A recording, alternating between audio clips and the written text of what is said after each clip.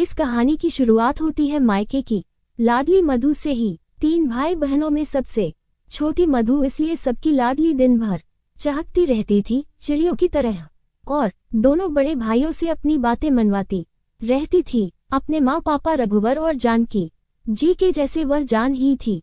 समय बीतता गया, पढ़ाई लिखाई करके दोनों भाई अपनी अपनी नौकरी में लग गए।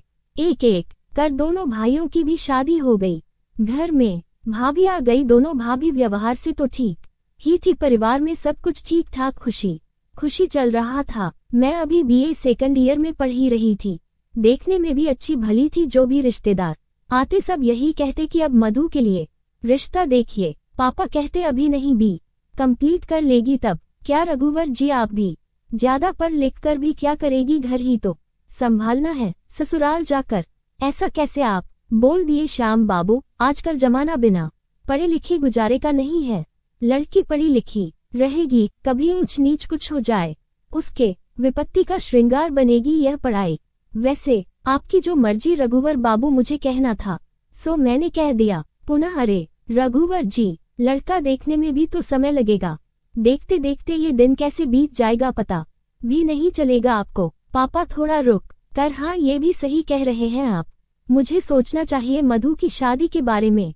इधर मधु शादी की बात सुनकर थोड़ा सहम सी जाती है। अभी भी लोग ससुराल के माहौल को बहुत ही डर नुमा ही बनाते हैं, सहज नहीं।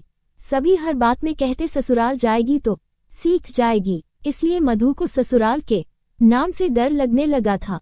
2 साल बाद बेहतर रिजल्ट के साथ बीए पूरा हो गया मधु का। कई जगह जाने के बाद मधु के लिए एक अच्छे वर की तलाश रघुवर जी की संपन्न हुई। आज हमारी मधु की शादी है मयंक बाबू के साथ।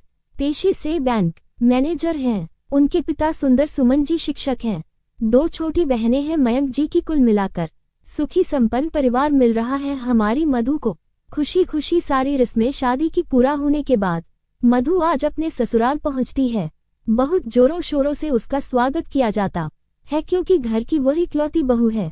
मधु की सासू माँ बहुत ही सुंदर से बहू का स्वागत करती हैं।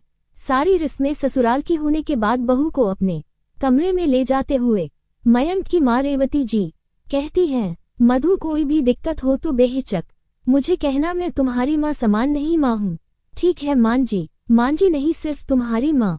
दोनों बहनें एक साथ बोलती हैं। और फिर मेरी माँ, अरे तुम सब की माँ 2 बेटी थी, अब 3 हो गई मुझे हंसते हुए। चलो अब मधु को आराम भी करने दो, मैं तो करने दूंगी आराम, भैया करने देंगे तब तो खिंचाई करते हुए। मधु को हैरत हो रही थी कि यह सिर्फ मेरी सासू माँ का दिखावा था या फिर सच में मयंक जी की माँ ऐसी है।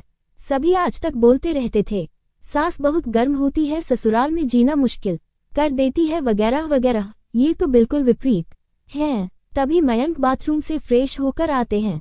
कहाँ खो गई मेरी मधु, बस कहीं नहीं हुई यूं ही मयंक की बाहों में लिपटते हुए आपके बारे में ही सोच रही थी। क्या अभी नहीं बताऊंगी, सो जाए। दोनों सो जाते हैं कल की नई सवेरे और नई उम्मीदों के साथ।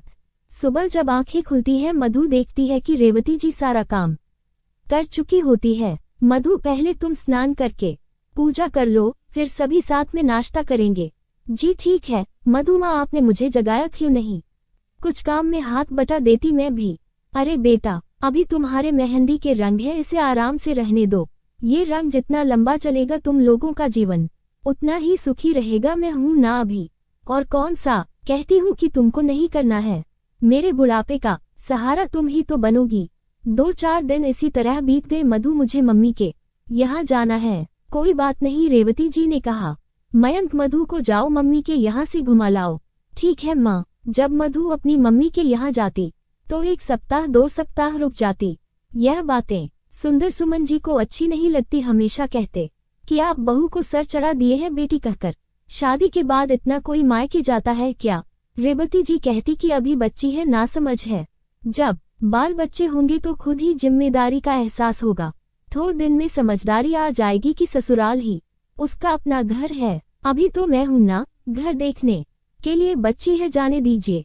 धीरे धीरे समय अपनी गति से बीत गया। 5 साल बाद 2 बच्चे की माँ बन गई मधु, लेकिन फिर भी उसकी आदत नहीं छूटी मायके जाने वाली। जब मन हो तब कोई बहाना बनाकर मायके चली जाती। बच्चे को अपनी माँ यानी रेवती जी पर छोड़ देती, निश्चिंत। इधर मायके में दोनों भाभियों को इसका इतना बार बार आना जाना अच्छा नहीं लगता था, ना ही माँ को दोनों भाभियों के बीच मधु की वजह से हमेशा अनबन अच्छी लगती थी। इस बार मधु जब मायके आए मयंक जी के साथ, रात में तो सब ठीक था। सुबह मधु जब बाथरूम की तरफ जाने लगी, उसने सुना कि माँ और दोनों भाभी उसी के बारे में बात कर रहे हैं। वह थोड़ा ध्यान लगाकर सुनने लगी। दोनों भाभी कह रही थी कि क्या दिक्कत है मधु जी को अपने ससुराल में, इतनी अच्छी सास, इतना अच्छा परिवार मिला हुआ है, फिर भी जब देखो तब यहाँ आ जाती है। कह तो भाभी सही रही थी, मुझे ससुराल में कभी ससुराल जैसा लगा ही नहीं, लेकिन मैंने कभी इस बारे में सोचा ही नहीं। दुनिया जैसे बोलती थी यही भ्रम मेरे दिमाग में भी लगा हुआ था कि ससुराल यानी लड़कियों के लिए सजा। खुद तो आती ही है, मयंक जी को भी लेते आती है। स्वागत में कम खर्चे होते हैं क्या? माँ भी बोल रही थी। हाँ सही बात है, इस वक्त तुम दोनों झगड़ा मत करो, मैं मधु से बात करूंगी। तभी मधु माँ से लिपटते हुए, आज के बाद मैं बिना किसी ओकेजन कभी नहीं आऊंगी, यही मेरा फैसला है, यही सही है माँ। मधु की आंखों से आंसू जैसे रुकने का नाम ही नहीं ले रही थी। नम आंखों से ही तुरंत वह मयंक जी के साथ अपने ससुराल पहुंच जाती है।